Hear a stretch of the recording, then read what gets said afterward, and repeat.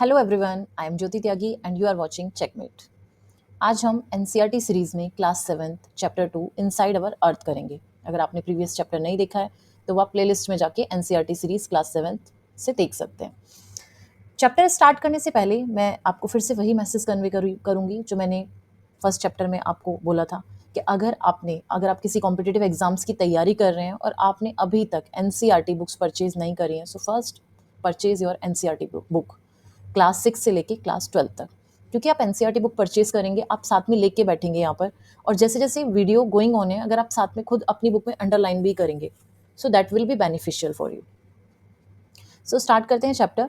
The earth our homeland is a dynamic planet. जैसा कि हम देखते ही हैं, जो हमारा प्लैनेट है अर्थ, वो क्या है, डायनेमिक है, स्टैटिक नहीं है। हम देखते हैं आए दिन कुछ ना कुछ चेंज होता रहता है। ठीक है, कहीं वॉल्केनिक इरप्शन हो रहा है, तो कहीं अर्थक्वेक आ रहे हैं, या फिर कहीं एटमॉस्फेयर में कुछ चेंज हो रहा है। सो डायनेमिक है, it is constantly undergoing changes inside and outside. और ये जो चेंजेस हैं ना सिर्फ इनसाइड हैं, आउटसाइड भी हैं और इनसाइड भी हैं। मतलब ये नहीं है कि जो हम देख रहे हैं, ऑब्जर्व कर रहे हैं बाहर से, वो आउटसाइड ही चेंजेस हैं, इनसाइड द अर्थ भी कुछ चेंजेस चलते रहते हैं। Have you ever wondered what lies in the interior of the अर्थ? और क्या आपने कभी सोचा है कि इंटीरियर ऑफ द अर्थ में एक्चुअली क्या है? What is the earth made up of, या अर्थ बनी किस चीज से है? ठीक है, सो अब हम इसमें यही देखेंगे, interior of the earth. So just like an onion, the earth is made up of several concentric layers. So concentric मतलब यानी कि जो एक के बाद एक, या हम कह सकते हैं लगातार। सो कॉन्सेंट्रिक क्या है यहाँ पर, एक मिनट में कलर ना थोड़ा येलो ले लेती हूँ, वो आंख में चुभेगा नहीं उस हिसाब से। यस, सो कॉन्सेंट्रिक लेयर्स की तरह है, यानी जैसे हम अनियन में देखते हैं ना, अनियन में एक लेयर के बाद दूसरी लेयर, एक लेयर से दूसरी लेयर चिपकी होती है, और फिर तीसरी लेयर, इस तरीके से एक के अंदर एक लेयर होती है। इसी तरीके से आपको सरप्राइज होगा, जो हमारी अर्थ है उसमें भी कॉन्सेंट्रिक लेयर्स हैं। ठीक है, अब हम आज उन्हीं लेयर्स के बारे में पढ़ेंगे। ठीक है, द अपर मोस्ट लेयर, जो अपर मोस्ट लेयर है, यानी upper most layer over the earth surface is called the crust. Okay, उस अपर मोस्ट लेयर को हम क्या बोलते हैं, क्रस्ट। यानी ये जो सबसे बाहर वाला पार्ट है ना, जो हम अर्थ के ऊपर यहाँ पर है, और ये जो सबसे बाहर वाला पार्ट है, ये क्या है, ये क्रस्ट है। इस लेयर को हम क्या बोलते हैं, क्रस्ट, जो हम देख पा रहे हैं। अब it is the thinnest of all the layers. देखो, अगर आप कॉम्पिटिटिव एग्जाम के हिसाब से पढ़ रहे हो, अगर कोई स्कूल स्टूडेंट पढ़ रहे हैं, तो दैट इज एनफ कि आप थोड़ा थोड़ा ऐसे भी पढ़ लो। लेकिन अगर कॉम्पिटिटिव एग्जाम के लिए पढ़ रहे हो ना, तो एक चीज आपको दिमाग में रखनी पड़ेगी कि छोटे से छोटे वर्ड को ना आपको माइंड में बिठाना पड़ेगा, क्योंकि अभी क्वेश्चंस इस तरीके से नहीं आते कि आपसे ऊपर ऊपर से कुछ भी पूछ लें। ठीक है, असर्शन, रीजन, आपको पता है इस तरीके के क्वेश्चन आते हैं, स्टेटमेंट में 3-4 स्टेटमेंट देके आती है। सो आपको एक एक चीज अंडरलाइन और माइंड में बिठानी पड़ेगी, जो कि 2-3 रीडिंग के बाद आ पाएगी। So it is the thinnest of all the layer. Thinnest मतलब यहाँ पर ये हो जाता है कि जो क्रस्ट है, अभी बाकी की लेयर हम बाद में देखेंगे, यानी क्रस्ट क्या है, थिनेस्ट है। सबसे पतली लेयर की बात करें तो ये हमारी क्या है, क्रस्ट है। Okay, it is about 35 kilometre. अब ये कितना है, ये 35 किलोमीटर है। अब ये कहाँ पर है 35 kilometre, on the continental masses. Continental masses की अगर हम बात करें तो ये 35 किलोमीटर है, और 5 किलोमीटर ये कहाँ पर है, ये ओशन फ्लोर्स पर है। इट मीन्स, इससे देखो दो चीज क्लियर हो जाती है। एक तो ये कि जो क्रस्ट है, not only on the continental masses, it also lies on the ocean masses, है ना। क्योंकि कई बार आप सोचते हैं कि नहीं, ओशन फ्लोर पे तो क्रस्ट होगी नहीं। जो फर्स्ट टाइम पढ़ रहे हैं उनके लिए है, जो बहुत बार 2-3 बार चीजें पढ़ चुके हैं उनको तो पहले से चीजें पता होंगी। सो कॉन्टिनेंटल क्रस्ट अगर हम बात करें तो वो क्या है, जो उसकी विड्थ है, उसकी मोटाई है, वो 35 किलोमीटर है। और जो ओशन फ्लोर्स पर क्रस्ट है, उसकी जो मोटाई है वो कितनी है, 5 किलोमीटर है। यानी कि हम सीधा सीधा बोल सकते हैं कि थिनेस्ट तो वो है ही, क्रस्ट की अगर हम बात करें वो थिनेस्ट है, लेकिन थिनेस्ट में भी वो क्या है, जो ओशन फ्लोर्स है वो उस पर सबसे ज्यादा थिन है। ठीक है, कंपेयर टू कॉन्टिनेंटल मासेस। ठीक है, यहां से ये चीज क्लियर हुई। The main mineral constituents of the continental masses are silica and aluminium. अब देखो, हमने जो पढ़ा ना कि जो हमारी क्रस्ट है, ठीक है, अब वो क्रस्ट दो तरीके से हम देखते हैं, यानी एक कॉन्टिनेंटल मासेस पे हम देखते हैं, और दूसरा हम कहाँ देखते हैं, ओशन फ्लोर्स पे देखते हैं। तो जब हम बात करेंगे यहाँ पे कॉन्टिनेंटल मासेस की, तो देखो कॉन्टिनेंटल मासेस से जो, मतलब कॉन्टिनेंटल मासेस जो बना है वो किन कॉन्स्टिट्यूंट से मिलकर बना है, वो किन घटक से मिलकर बना है, वो है सिलिका और एल्यूमिना। सो शॉर्ट में हम इसको बोल देते हैं सियाल। तो यानी जहां भी सियाल आए तो आपको समझ जाना है कि सियाल की बात हो रही है, मतलब बात हो रही है कॉन्टिनेंटल मासेस की, एकदम से, मतलब ये चीज क्लिक करनी चाहिए। और कॉन्टिनेंटल मासेस की बात हो रही है, मतलब कि किन किन कॉन्स्टिट्यूंट्स की बात हो रही है, ये बात हो रही है सिलिका और एल्यूमिनियम की। ठीक है, now we come to oceanic crust. ठीक है, अभी जैसे हमने देखा ना कि एक तो ये कॉन्टिनेंटल मासेस पर है, फिर ये ओशन फ्लोर्स पर भी है। तो अगर हम ओशनिक क्रस्ट की बात करें, तो ओशनिक जो क्रस्ट है उसके जो कॉन्टिनेंट्स हैं, या वो किससे मिलके बनी है, वो किससे मिलके बनी है, सिलिका एंड मैग्नीशियम। ठीक है, silica and magnesium. So short में हम इसको बोलते हैं सीमा। मतलब यहां से हमने इसकी एब्रिविएशन ये ली, सीमा, सीमा, सिलिका और मैग्नीशियम। यानी अभी जब भी सीमा आपको दिखे तो आपको समझ जाना है कि बात किसकी हो रही है, बात हो रही है ओशन फ्लोर्स की। ठीक है, कुछ निमोनिक्स भी देखो लगा सकते हो, जैसे मैंने तो ये लगाया हुआ है कि समुद्र की कोई सीमा नहीं होती। ठीक है, समुद्र की कोई सीमा नहीं होती, मतलब सीमा जहां भी आया आपको समझ जाना है कि बात हो रही है किसकी, ओशन फ्लोर्स की, सिलिका एंड मैग्नीशियम। ठीक है, just beneath the crust is the mental. अब हमने सबसे पहले देखो यहाँ पर हमने ये वाली लेयर के बारे में अच्छे से देख लिया, जो अपर मोस्ट लेयर है that is crust, that is the thinnest. दूसरी चीज, तीसरी चीज हमने क्या देखी कि ओशन फ्लोर्स पे उसकी अलग जो है विड्थ है, और जबकि कि कॉन्टिनेंटल मासेस पे क्या है, अलग है।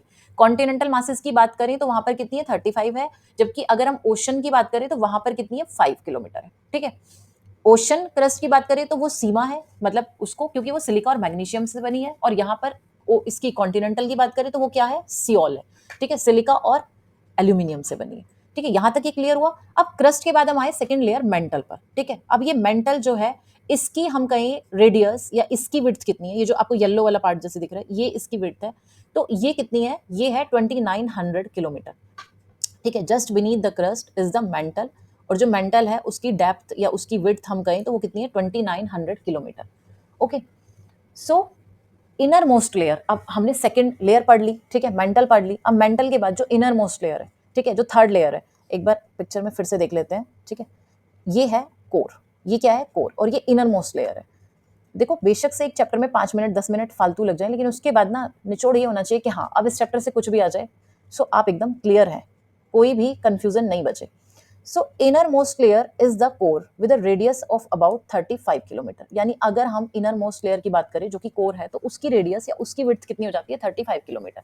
अब अगर हम सीधा सीधा कहें तो यानी सबसे ज्यादा विड्थ किसकी है, सबसे ज्यादा विड्थ किसकी है, वो कोर की है। ठीक है, it is mainly made up of निकल एंड आयरन। अब ये किससे बनी है, देखो जैसे हमने हमने क्रस्ट का पढ़ा। ठीक है, क्रस्ट के बारे में हमने सियोल, सीमा ये पढ़ लिया, सीमा हमने देखा कि ओशन के बारे में है। ठीक है, सियाल हमने पढ़ा तो वो कॉन्टिनेंटल मासेस के बारे में। अब ऐसे यहाँ इसके लिए भी एब्रीवेशन ली हुई है, और वो एब्रीवेशन क्या है, निफे।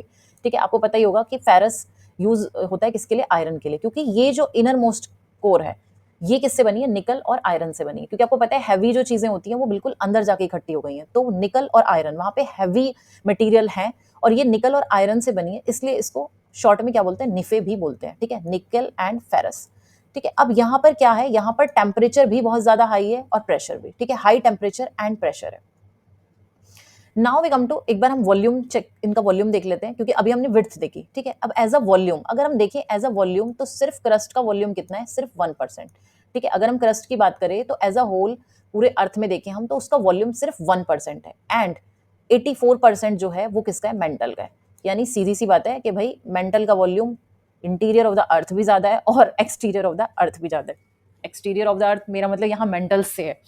ठीक है, ओके, जोक्स अपार्ट, मतलब यहाँ धरती के ऊपर भी मेंटल ज्यादा है और धरती के अंदर भी मेंटल का ही वॉल्यूम ज्यादा है। सो 84% कंसिस्ट ऑफ द मेंटल, और 15% जो है वो क्या है, वो कोर है। ठीक है, सो ये वॉल्यूम इंपॉर्टेंट है। 1% इज ओनली क्रस्ट, 84% की बात करें तो वो मेंटल है, और 15% की बात करें तो वो कोर है। यानी वॉल्यूम सबसे ज्यादा किसका है, वॉल्यूम सबसे ज्यादा मेंटल का है। यहाँ पे हमने विड्थ देखी थी, विड्थ सबसे ज्यादा किसकी है, कोर की है। ठीक है, रेडियस इट इज इंपॉर्टेंट, और इसको सिर्फ अबाउट में नहीं याद करना कि चलो ऑन एन एवरेज आपने याद कर लिया कि 6000 है, क्योंकि मैंने रिसेंटली 2-3 जो एग्जाम्स हैं उनके क्वेश्चन पेपर देखे हैं, तो आपको बिल्कुल क्लोज में भी ऑप्शन आते हैं। सो 6371 is the radius of the अर्थ। ठीक है, सो अब हमें यहां तक ये क्लियर हो चुका है कि भाई अर्थ जो है वो कॉन्सेंट्रिक लेयर से बनी है। ठीक है, कॉन्सेंट्रिक लेयर से बनी है। हमने देखा अर्थ 3 लेयर्स में डिवाइडेड है, that is crust, mental, core. ठीक है, क्रस्ट में हमने ये पढ़ लिया कि भाई वो क्रस्ट जो है वो थिनेस्ट है। थिनेस्ट में भी वो कहां पर सबसे ज्यादा थिन है, वो ओशन पार्ट पर सबसे ज्यादा थिन है, 5 किलोमीटर, है ना। क्योंकि हम कॉन्टिनेंटल की बात करें तो वहां पर वो 35 है। हमने सियाल पढ़ा, सीमा पढ़ा, देन हमने पढ़ा कि जो मेंटल है वो क्या है, बीनीथ द क्रस्ट है। ठीक है, उसकी जो मोटाई है वो कितनी है, 2900 किलोमीटर है। फिर हमने फाइनली जो इनर मोस्ट लेयर है वो पढ़ी, उसकी हम कहें विड्थ या रेडियस वो कितनी है, 35 किलोमीटर है। ठीक है, वो किससे बनी है, निकल और आयरन से बनी है। आयरन को फेरस भी बोलते हैं, सो निफे हम उसको बोल देते हैं। टेम्परेचर वहां हाई है, प्रेशर ज्यादा है। वॉल्यूम की बात करें तो वॉल्यूम सबसे कम क्रस्ट का है। ठीक है, एंड द हाईएस्ट वॉल्यूम जो है वो मेंटल के पास है, 84%। ठीक है, 15% किसका है, कोर का है। और रेडियस की बात करें तो 6371 किलोमीटर। ठीक है, ये रेडियस है किसकी, अर्थ की। ठीक है, तो अब हमने ये सारी जो लेयर्स हैं इनके बारे में तो पढ़ लिया।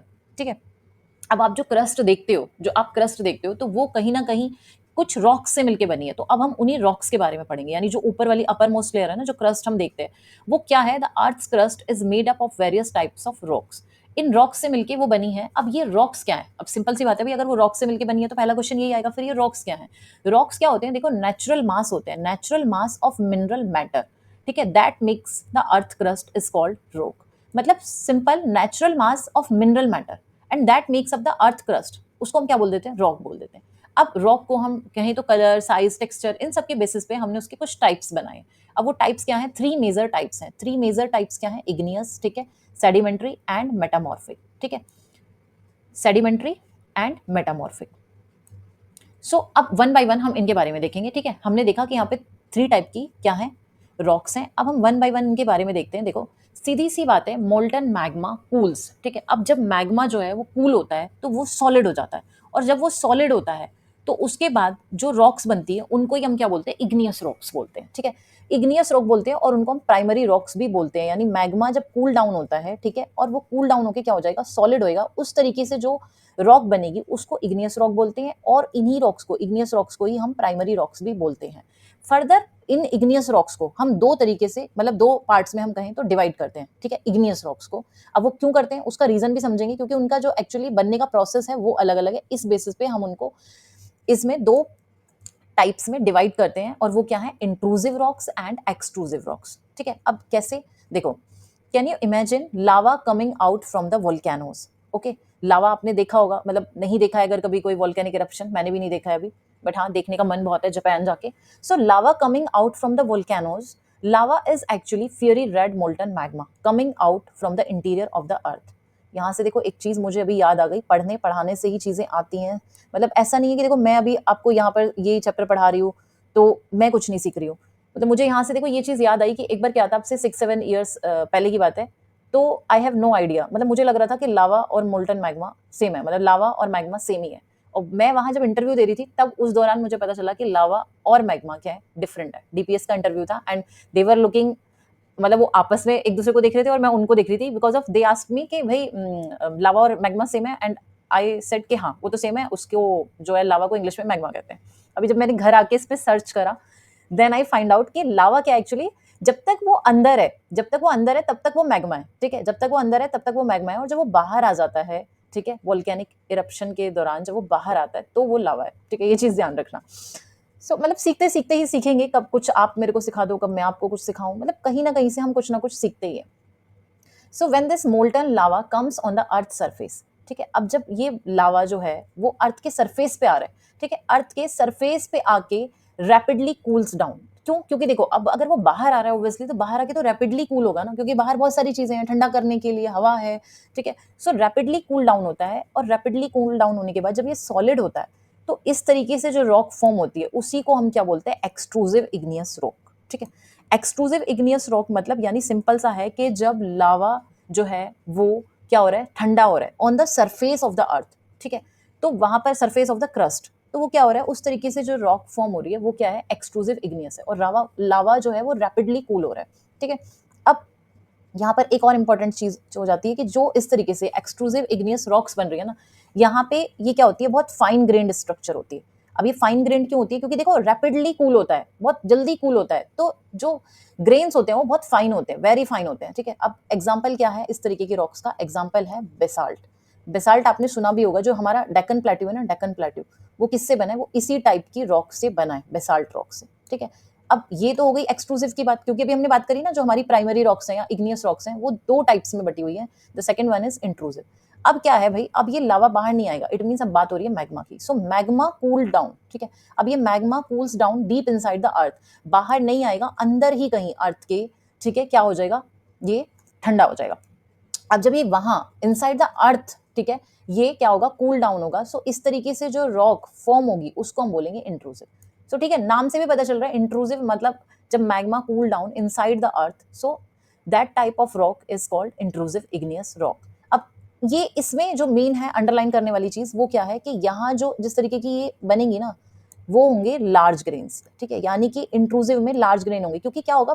बहुत मतलब कहीं तो हम जो कूल होंगे वो बहुत स्लोली होंगे, देखो अंदर बहुत जल्दी से नहीं होंगे ठंडी, अंदर ठंडा होने में टाइम लगेगा उस मैग्मा को। सो कूल डाउन स्लोली, हमने यहाँ पे देखो पढ़ा था रैपिड, यहाँ पे जल्दी से हो रहा है एक्सट्रूसिव में, यहाँ कूल डाउन स्लोली हो रहा है।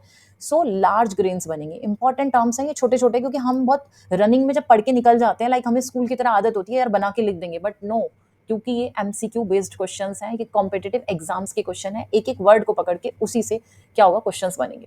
सो लार्ज ग्रेन्स होते हैं यहाँ पर। Granite is an example of such rock. अब हम देखिए ग्रेनाइट की बात करें तो ग्रेनाइट क्या है, इंट्रूसिव इग्नियस रॉक है। हम बहुत सारे जो देखते हैं ना जो कूटने के लिए और जो पाउडर बनाने के लिए ऐसे इमाम दस्ता समथिंग ऐसे कुछ बोलते हैं उसको, ठीक है, तो ऐसी ऐसी जो चीजें होती हैं, और होम्योपैथिक के यहाँ या फिर आयुर्वेदिक के यहाँ तो स्पेशली देखा है मैंने वो पत्थर से बना हुआ छोटा सा होता है ना, उसमें वो दवाइयाँ पीस पीस के देते हैं, तो ये सब ग्रेनाइट के बने होते हैं, ठीक है। सो और ग्रेनाइट तो वैसे भी यार घरों में भी देखा ही होगा आपने, ठीक है, ग्रेनाइट पत्थर।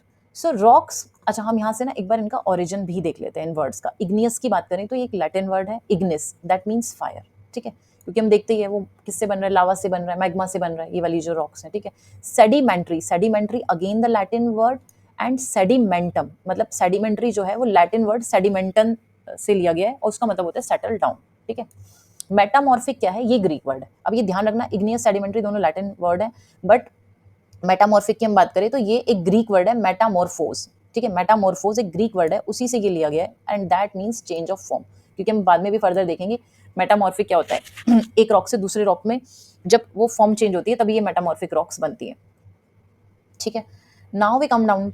अब हमें मेरे ख्याल से इग्नियस आपको क्लियर हो गया होगा, ठीक है, इग्नियस के बारे में हमने पढ़ लिया, इग्नियस के टाइप्स पढ़ लिए, इंट्रूसिव, एक्सट्रूसिव, ठीक है। Now we come to sedimentary rocks. अब हम देखो रॉक्स की बात करें तो ऑब्वियसली रॉक्स क्या होंगी, रोल डाउन होंगी, इधर से उधर लुढ़केंगी, क्रैक होंगी, हिट करेंगी एक दूसरे को। अब ये सब प्रोसेस के बाद क्या होगा कि वो स्मॉल स्मॉल फ्रेगमेंट्स में, छोटे छोटे टुकड़ों में क्या होंगी, ब्रेक हो जाएंगी, और वही जो छोटे छोटे पार्ट्स हैं उनको हम क्या बोलते हैं, सेडिमेंट्स, ठीक है। अब ये सेडिमेंट्स क्या होंगे, ये सेडिमेंट्स ट्रांसपोर्ट होंगे। ट्रांसपोर्ट कैसे होंगे, ट्रांसपोर्ट होंगे बाय द विंड, ठीक है, हवा मतलब इनको उड़ा के ले जाएगी छोटे छोटे पार्ट्स को, या फिर पानी बहा के ले जाएगा अपने साथ। अब कब तक बहा के ले जाएगा, मतलब कहीं ना कहीं तो वो डिपॉजिट भी होंगे ना, मतलब ट्रांसपोर्ट होंगे और उसके बाद क्या होंगे, वो डिपॉजिट होंगे। अब जब ये डिपॉजिट होंगे कहीं पर तो ये कंप्रेस होंगे और हार्ड होंगे, और उसके बाद जो बनेगी, क्या बनेंगी, लेयर्स, मतलब वन बाय वन। क्योंकि देखो आप अगर नदी का ही काम देखो, नदी कुछ ना कुछ सेडिमेंट्स लाते जाती है, इकट्ठा करते जाती है, तो लेयर्स में इकट्ठा करेगी, देन वो कंप्रेस होंगे, हार्ड होंगे और एक रॉक बनेगी। सो बेसिकली जो लेयर्स हैं, सो लेयर्स के बाद लेयर्स इस तरीके से ये रॉक्स बनती जाएंगी, और इस टाइप की रॉक्स को हम क्या बोलते हैं, sedimentary rocks. So simple, sedimentary rocks समझ में आया, ठीक है। नाउ सेडिमेंट्री रॉक्स की अगर हम बात करें तो sandstone is made from grains. Sandstone जो है वो किससे बनता है, जैसे हम इसका एग्जांपल लें, सैंडस्टोन क्या है, वो सेडिमेंट्री रॉक है, और वो किससे बनता है, किस कौन से इससे बनता है, ग्रेन्स ऑफ सैंड, ठीक है। दीज रॉक्स में ऑल्सो कंटेन फॉइल। अब हम सेडिमेंट्री रॉक्स की बात करें तो ये इंपॉर्टेंट चीज हो जाती है कि इनमें फॉसिल्स भी पाए जा सकते हैं। फॉसिल क्या होते हैं, देखो, remains of the dead plants and animals, ठीक है। जो डेड प्लांट्स और एनिमल्स होते हैं ना, जब ये ट्रैप हो जाते हैं लेयर्स में, तो इन्हीं को हम फॉसिल बोलते हैं। सो यानी कि सेडिमेंट्री रॉक्स में फॉसिल भी मिलते हैं, ठीक है। इग्नियस, सो सेडिमेंट्री रॉक हो गया। अब now we come to metamorphic. Igneous और सेडिमेंट्री रॉक्स जो होते हैं can change into metamorphic rock, यानी सिंपल सी बात है, मेटामॉर्फिक रॉक, इग्नियस और सेडिमेंट्री रॉक जब चेंज होते हैं तो वो मेटामॉर्फिक रॉक बन जाते हैं। अब वो चेंज क्यों होते हैं, वो चेंज होते हैं कब, जब ग्रेट हीट एंड प्रेशर होता है, ठीक है। ग्रेट हीट और प्रेशर की वजह से जब वो चेंज हो जाते हैं तो वो मेटामॉर्फिक रॉक बन जाते हैं। एग्जाम्पल जैसे क्ले, क्ले किस में चेंज हो जाती है, देखो क्ले की अगर हम बात करें तो वो सेडिमेंट्री रॉक है, बट जब वो चेंज हो जाती है तो वो क्या बन जाती है, स्लेट, ठीक है। ऐसे ही हम लाइमस्टोन की बात करें तो लाइमस्टोन सेडिमेंट्री रॉक है, बट वो मार्बल में चेंज हो जाता है, ठीक है। तो मार्बल फिर क्या हो जाएगा, मार्बल यहाँ पे हो जाएगा आपका मेटामॉर्फिक रॉक्स, ठीक है। सो ऐसे भी आते हैं, मैच द उसमें करने के लिए ऐसे आ सकते हैं कि ये क्ले है तो ये क्ले किस में चेंज हो रही है, तो सामने कहीं ना कहीं होगा तो आपको फाइंड करना होगा क्ले किस में चेंज होती है, स्लेट में। ऐसे करके लाइमस्टोन किस में चेंज हो जाता है, मार्बल में, ठीक है। So now we come to rocks are very useful to us. वो सब आपको पता ही होगा कि रॉक्स बहुत यूजफुल है हमारे लिए। हार्ड रॉक्स की बात करें तो हमें रोड, बिल्डिंग, हाउसेज ये सब बनाने में काम आती हैं। बच्चों की बात करें तो बच्चे तो गेम्स भी खेलते हैं बहुत सारे पत्थरों से, ठीक है। कभी कभी आपने भी खेला होगा, मैंने तो बहुत खेला है 7 स्टोन्स पिट्ठू वाला गेम, ठीक है। सो इस तरीके से बहुत सारी जो चीज़ें हैं वहाँ रॉक्स काम आती हैं। हम बात करें तो अब देखो यहाँ पर एक एग्जाम्पल है, जैसे ये रेड फोर्ट दिया हुआ है, ठीक है। रेड फोर्ट की बात करें तो ये रेड सैंडस्टोन से बना हुआ है, ठीक है। रेड सैंडस्टोन जो कि क्या है, सेडिमेंट्री रॉक्स है। ऐसे ही हम बात करें ये ताजमहल, ये व्हाइट मार्बल से बना हुआ है। और मार्बल क्या है, मार्बल अभी हमने पढ़ा ना, लाइमस्टोन जो है एक सेडिमेंट्री रॉक है, लेकिन लाइमस्टोन जब चेंज हो जाती है तो वो मार्बल बन जाता है, और मार्बल क्या है, एक मेटामॉर्फिक रॉक है, ठीक है। सिंपल सिंपल चीजें हैं, बट पता नहीं ना आपको कहाँ से, तो मतलब आपको थोड़ा सा आंख नाक कान खोल के चैप्टर पढ़ना होगा। ऐसे नहीं बस मैंने चैप्टर पढ़ लिया चलो हो गई ड्यूटी पूरी। एंट्रेंस के लिए तैयारी कर रहे हो तो आप ऐसे सिर्फ कॉम्प्रोमाइज नहीं कर सकते। So you will be surprised to know that one type of rock changed to another type under certain conditions in a cyclic manner. So अब हम देखें तो one type of rock change into another type, ठीक है। अब मतलब जो rock है वो दूसरी रॉक में चेंज होती रहती है और इन अ साइक्लिक मैनर, और इसको हम क्या बोलते हैं, इस प्रोसेस को हम बोलते हैं क्या, रॉक साइकिल। देखो हम एक बार इमेज के थ्रू देख सकते हैं इसको। अगर हम इमेज के थ्रू देख लेते हैं तो ये समझ लो ये पूरा जो यहाँ का पैराग्राफ है इसकी जिस्ट यही है, ठीक है। देखो सिंपल सा, अगर मैं मेटामॉर्फिक रॉक पे आऊँ, सबसे पहले तो आप एरो देखना, अगर एरो टू वे है, लाइक देखो जैसे ये टू वे एरो है और ये क्या है, ये वन वे एरो है, मतलब टू वे है तो देखो मैं आपको जैसे ऐसे समझाऊं कि अब मैग्मा है, सो मैग्मा से इग्नियस रॉक भी फॉर्म हो रही है और फर्दर इग्नियस रॉक वापस से उसका मैग्मा भी बन रहा है, टू वे प्रोसेस है, ठीक है। अब ऐसे ही अगर हम यहाँ मेटामॉर्फिक रॉक पे आए तो मेटामॉर्फिक रॉक से मैग्मा बन जाता है। और अगर हम सेडिमेंट्री रॉक्स की बात करें तो सेडिमेंट्री रॉक्स अभी हमने पढ़ा, सेडिमेंट्री रॉक मेटामॉर्फिक में चेंज होती है, ऐसे इग्नियस मेटामॉर्फिक में चेंज होती है, ठीक है। इग्नियस की बात करें तो जब फ्रेगमेंट्स में टूटेगी तो क्या बन जाएंगे, सेडिमेंट्स बन जाएंगे। सेडिमेंट्स से हम वापस कहें तो सेडिमेंट्री रॉक भी बनती है, और जब सेडिमेंट्री रॉक्स क्या होती है, हिट होती है, रोल डाउन होती है, तो वापस से सेडिमेंट्स बन जाते हैं, ठीक है। और ऐसे ही मेटामॉर्फिक जो रॉक है उससे मैग्मा भी बनता है, उससे सेडिमेंट्स भी बनते हैं, ठीक है, सिंपल। सो और सेडिमेंट्री रॉक से मैग्मा भी बनता है, it is important, sedimentary rock से यहाँ पर मैग्मा भी बनता है। सो ये पूरा जिस्ट है इसका कि क्या से क्या बन सकता है, मतलब एक रॉक से आप देख रहे हो, एक रॉक से दूसरी रॉक बन रही है, दूसरे से ऐसे बन रही है, एक साइक्लिक मैनर है और इसी को हम क्या बोलते हैं, रॉक साइकिल, ठीक है। अब last paragraph, rocks are made up of different minerals. अगर हम रॉक्स की बात करें तो वो डिफरेंट मिनरल्स से बनते हैं। मिनरल्स क्या है, अब ये देखो मिनरल्स क्या है, नेचुरली अकरिंग सब्सटेंसेस हैं, ठीक है। इनकी मेन क्या होता है, इनकी फिजिकल प्रॉपर्टी होती है कुछ, और डेफिनेट केमिकल कंपोजिशंस होता है, ठीक है। इनको हम क्या बोलते हैं, मिनरल, मतलब डेफिनेट केमिकल कंपोजिशन होगा और कुछ सर्टेन फिजिकल प्रॉपर्टीज होंगी और ये नेचुरली अकर होंगे, इस तरीके के सब्सटेंसेस को हम मिनरल्स बोलते हैं। अपने आसपास बहुत सारे एग्जांपल हैं आपके, फ्यूल्स हैं, नेचुरल गैसेज हैं, सॉल्ट है, मेडिसिन है, सब चीज़ों में क्या है, सब चीज़ों में मिनरल्स हैं। अगर आप देखो मेडिसिन को ये मत सोचना ये नेचुरली कहाँ अकरिंग है, इनमें बात करी जा रही है, इनमें तो मिनरल्स है ना, मिनरल्स तो नेचुरली अकरिंग सब्सटेंसेस है ना। आप मेडिसिन बना रहे हो, आप सॉल्ट बना रहे हो, उसमें मिनरल्स हैं, वाटर में भी मिनरल है, ठीक है। अच्छा कुछ एक स्टार्टिंग में एक पैराग्राफ रह गया था, एक बार उसके पास भी चलते हैं।